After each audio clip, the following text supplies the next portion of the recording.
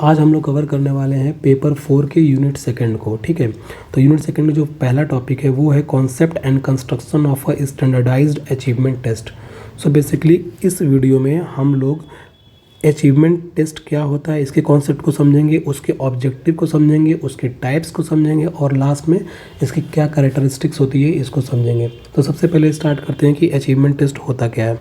तो achievement test basically एक designed test होता है जिसके माध्यम से हम लर्नर के बारे में ये जान सकते हैं कि उसने क्या सीखा। ठीक है, समझिए कि आप एक स्टूडेंट हैं, आपको कोई टीचर कुछ सब्जेक्ट पढ़ा रहा है, तो एट लास्ट आपने उस सब्जेक्ट की कितनी नॉलेज ली, कितने स्किल्स उससे सीखे और आपकी प्रोफिशिएंसी क्या रही पूरे सब्जेक्ट के थ्रू। तो ये सारी चीज़ों को मेज़र करने के लिए हमारे पास एक टेस्ट होना चाहिए, उसी को हम बोलते हैं अचीवमेंट टेस्ट। तो अचीवमेंट टेस्ट बेसिकली लर्नर्स की स्किल को मेज़र करता है, उसकी नॉलेज को मेज़र करता है और उसकी प्रोफिशिएंसी को मेज़र करता है। ठीक है, तो ये आपको ध्यान में रखा है कि अचीवमेंट टेस्ट किस लिए होता है। ठीक है, इसका फोकस एरिया क्या होता है। तो सबसे पहले बात करते हैं कि हमारे पास हमने बहुत सारे एग्ज़ाम हम लोग देते हैं अपनी लाइफ में, तो उसमें देखते हैं कि कुछ पोटेंशियल्स को मेज़र करते हैं, कुछ एक्यूरेसी को मेज़र करते हैं, लेकिन जो अचीवमेंट टेस्ट होता है वो बेसिकली आपके स्किल और नॉलेज को ही मेज़र करता है। ठीक है, कि आपने किसी एक सीमित समय में किसी सब्जेक्ट को कितना सीखा, उससे कितनी स्किल्स जनरेट की।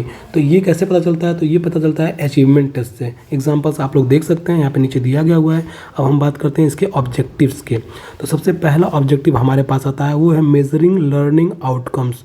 तो ये मैंने अभी आपको बताया कि अचीवमेंट टेस्ट किस लिए होता है कि अगर आपको कोई कंटेंट दिया गया, आपको कोई कोर्स कराया गया, तो एट लास्ट आपने उस कोर्स में या फिर उस कंटेंट में कितना सीखा, कितनी मास्टरी रही आपकी उस कोर्स में, इसको मेज़र करने के लिए हम लोग अचीवमेंट टेस्ट को यूज़ करते हैं। फिर दूसरा इसका क्या ऑब्जेक्टिव है कि इवेलुएटिंग इंस्ट्रक्शनल इफेक्टिवनेस। ठीक है, इसमें हम लोग क्या कर सकते हैं कि to evaluate the effectiveness of teaching methods and educational programs. जैसे मान लीजिए आपको कोई टीचर पढ़ाया, तो जो वो पढ़ा रहा है तो उसकी इफेक्टिवनेस क्या है, कि कितना आपको समझ में आ रहा है। ये कैसे पता चलेगा, जब आपको अचीवमेंट टेस्ट आपसे लिया जाएगा, जब आप उस पर अपना जो है रिज़ल्ट देंगे, तो उसके माध्यम से हमको ये पता चलेगा कि हाँ, तो हमारी इफेक्टिवनेस टीचिंग की इतनी रही है। तो हमको क्या कि इस इंस्ट्रक्शनल इफेक्टिवनेस को मेज़र करने के लिए भी हम लोग अचीवमेंट टेस्ट यूज़ कर सकते हैं। ठीक है, तो ये आपको ध्यान में रखना है कि हम दूसरा क्या है कि इवेलुएटिंग इंस्ट्रक्शनल इफेक्टिवनेस। और थर्ड क्या है, डायग्नोसिस एंड रेमेडिएशन। तो इसमें क्या होता है कि डायग्नोसिस करने के लिए होता है। जैसे मान लीजिए कि कुछ बच्चे हमारे क्लास में ही या फिर जब आप साथ में पढ़े होंगे अपने चाइल्डहुड टाइम में, तो उसमें आपने देखा होगा कि कुछ बच्चे तेज़ होते हैं, कुछ बच्चे जो हैं थोड़े पढ़ने में पुअर होते हैं, ठीक है, वीक होते हैं, और कुछ स्ट्रांग होते हैं। तो उसमें होता क्या है कि अगर आपको ये पता लगाना है कि कौन स्ट्रांग है और कौन वीक है, तो इसका हमको कैसे पता लगेगा, तो ये अचीवमेंट टेस्ट से ही पता चल सकता है। अगर जब आप अचीवमेंट टेस्ट लेंगे, बच्चे उसके अकॉर्डिंग रिस्पॉन्ड करेंगे, तो आपको जो मार्क्स आएगा या फिर जो मार्क्स बच्चे पाएंगे, उससे आप पता कर सकते हैं कि कौन बच्चा वीक है और कौन स्ट्रांग है। तो आप उसके अकॉर्डिंग वीकर सेक्शन वाले जो बच्चे हैं उनको ज़्यादा आप मोटिवेट करेंगे, ज़्यादा तरीके से समझाएंगे, ताकि चीज़ें उनको भी समझ में आए और आप उनको भी एक स्ट्रीम में जो जिनकी स्ट्रेंथ ज़्यादा है जिनकी कैपेबिलिटी ज़्यादा है, जो थोड़ा अच्छे से कवर कर ले रहे हैं, उनके साथ उनको लेकर चलें। ठीक है, तो ये होता है डायग्नोसिस रिमेडिएशन। ठीक है, और फोर्थ क्या है कि एजुकेशनल प्लेसमेंट एंड प्रमोशन।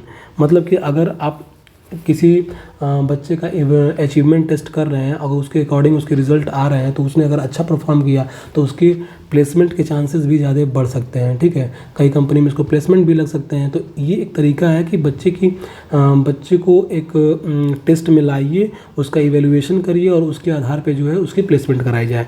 तो ये हो जाता है एजुकेशनल प्लेसमेंट एंड प्रमोशन के लिए। और आपका प्रमोशन के लिए भी हो सकता है। जैसे मान लीजिए आप कई साल से पढ़ रहे हैं, आपका एक टेस्ट लिया गया, आप उसमें अच्छा परफॉर्म किए, तो आपका प्रमोशन भी हो सकता है। ठीक है, ये हर डिपार्टमेंट में होता है, गवर्नमेंट डिपार्टमेंट में ऐसे एग्ज़ाम्स होते रहते हैं अगर आपको प्रमोशन चाहिए तो। ठीक है, अब बात कर, और लास्ट जो है वो है मोटिवेशन एंड फीडबैक। ठीक है, कि अगर इससे क्या होता है, अगर आप अचीवमेंट टेस्ट लेते हैं तो जो बच्चा है वो एट लास्ट उसको जब फीडबैक देंगे कि नहीं आपके इतने मार्क्स आए, सपोज करिए कि 100 मार्क्स का एग्ज़ाम आपने लिया अचीवमेंट टेस्ट, किसी बच्चे ने 80 पाया और किसी बच्चे ने 90 पाया, तो आप उसको फीडबैक दोगे 80 वाले को कि देखो तुम अभी 20 मार्क्स तुम्हारे लेस हैं, तुम और मेहनत करो और आगे जा सकते हो, ठीक है। और 90 वालों को बोलोगे कि आपको थोड़ी सी मेहनत करनी है, 80 वाले को ज़्यादा करनी है। तो इससे हमें ये पता चलेगा कि बच्चों को जो फीडबैक मिलेगा तो उन्हें ये पता चलेगा कि हमें और कितना मेहनत करना है ताकि हम पूरे कंटेंट को समझ सकें, ठीक है। तो इसके लिए भी अचीवमेंट टेस्ट यूज़फुल होता है, ठीक है। अब बात करते हैं टाइप्स की। देखिए टाइप्स की अगर बात करें तो हमारे पास 5 टाइप्स हैं इसके। एक होता है स्टैंडर्डाइज अचीवमेंट टेस्ट, जो हम अभी बात कर रहे हैं, तो इसको समझाने की कोई ज़रूरत नहीं है। और टीचर मेड अचीवमेंट टेस्ट क्या होता है? टीचर मेड अचीवमेंट टेस्ट ये होता है कि क्रिएटेड बाय टीचर्स, इसको क्या कहते हैं कि टीचर्स बनाते हैं ताकि जो क्लासरूम में बच्चे पढ़ रहे हैं उनका असेसमेंट किया जा सके, ठीक है।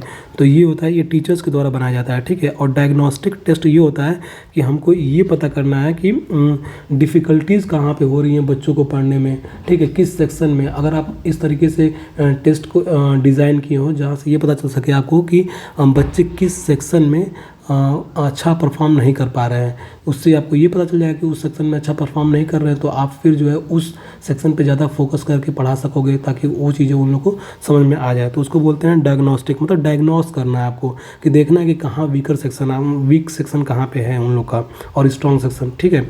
और एक तो summative achievement, summative achievement test का मतलब होता है कि एट द एंड ऑफ, जैसे मान लीजिए कि कोई कोर्स आप करा रहे हैं तो उस कोर्स के एंड में आप एक टेस्ट लें जिससे कि आप ओवरऑल एक ऐसा पेपर बनाएं जिसमें कि सारे सेक्शन को कवर करके एक ऐसा टेस्ट बनाएं जिसमें आपको ये पता चल सके कि लर्नर ने कितना कुछ सीखा है, ठीक है। तो इसको बोलते हैं समेटिव अचीवमेंट टेस्ट, ये at the end of the course होता है, ठीक है।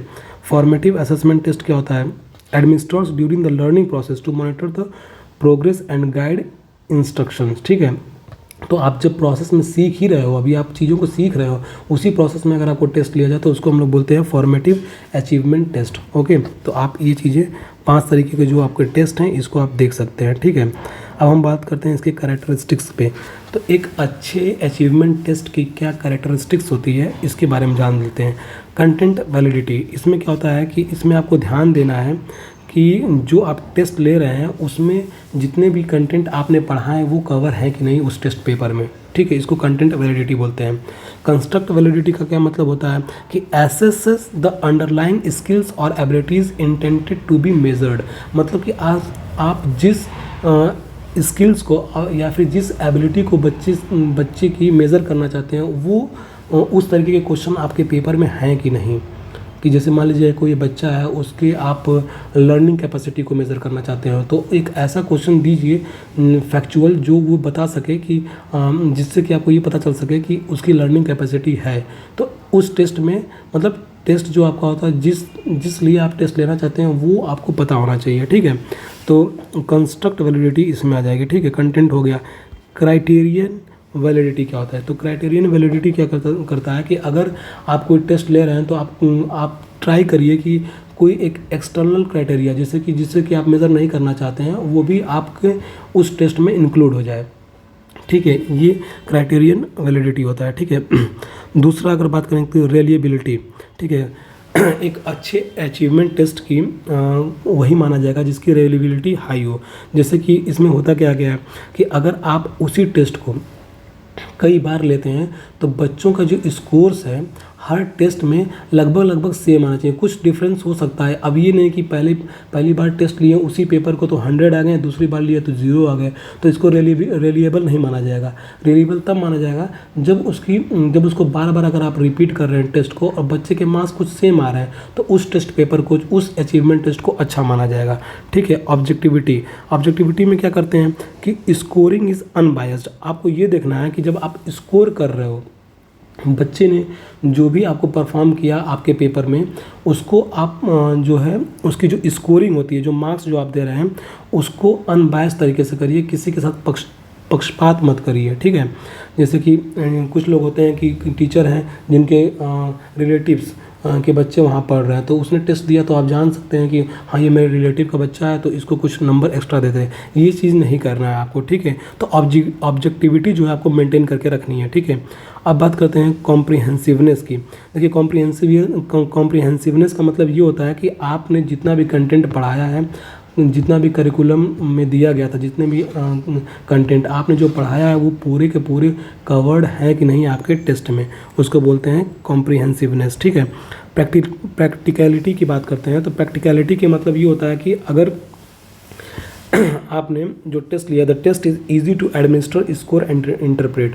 जो टेस्ट आपने लिया वो ईजी होना चाहिए कि आपको चेक करने में, उसको स्कोरिंग करने में कोई प्रॉब्लम नहीं होनी चाहिए। जैसे आपने एस्से लिख दिया, अब एस्से दे दिया आपने, एस्से में आप अपने मन से किसी को भी जैसे 5 नंबर दे सकते हैं, 6 नंबर दे सकते हैं, ठीक है। तो ये क्या होता है कि इसमें रिलेबिलिटी नहीं होती, तो ऐसा क्वेश्चन दीजिए ताकि जिसमें फिक्स मार्क्स आए, जैसे अगर सही तो सही तो 1 आए और गलत तो गलत, ठीक है। तो ये बात होती है कि प्रैक्टिकलिटी होनी चाहिए भाई, आप उसको बढ़िया से स्कोर कर सकें, उसको एडमिनिस्टर बढ़िया से कर सकते हैं, ठीक है। डिस्क्रिमिनेशन ऑफ पावर की अगर बात करें कि इसमें ये ध्यान देना है कि जो the ability to distinguish between the high achieving and low achieving student, मतलब लो अचीविंग और हाई अचीविंग जो स्टूडेंट होते हैं उसमें आप प्रॉपर डिस्क्रिमिनेशन कर सकें उस टेस्ट के माध्यम से, तो ये आपकी पेपर अच्छा माना जाएगा।